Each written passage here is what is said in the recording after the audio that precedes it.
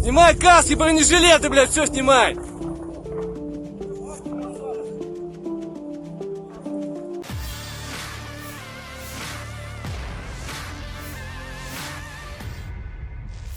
Pasukan Rusia versus Ukraina terlibat pertempuran jarak dekat. Rekamannya ramai beredar di Telegram pada Minggu 11 Desember 2022. Снимай Mereka каски, sempat baku бронежилеты, блядь, tembak все снимай! menggunakan senapan laras panjang.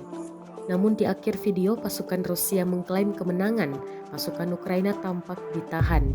Dalam keterangan unggahan disebutkan, inilah hasil pertempuran Minggu pagi, 5 tentara Ukraina ditangkap, sisanya tewas. Sejumlah pasukan Ukraina tiarap tanpa perlawanan lagi. Mereka diinterogasi dan siap digeledah. Sayangnya tidak dijelaskan lokasi pasti pertempuran jarak dekat ini. Wakil Kepala Dewan Keamanan Rusia Dmitry Medvedev sendiri mengatakan pada Minggu 11 Desember bahwa negaranya sedang meningkatkan produksi senjata generasi baru untuk melindungi diri dari musuh di Eropa, Amerika Serikat, dan Australia. Ну так что всем по привету. Рад был видеть вас, так сказать. Слава России! Слава России, да.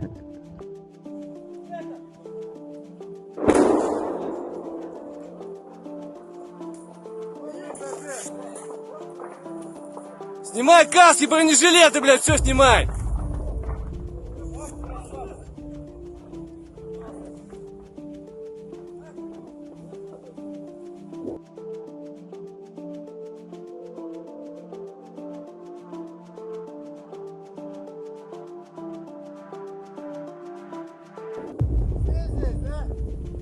Пять пленных.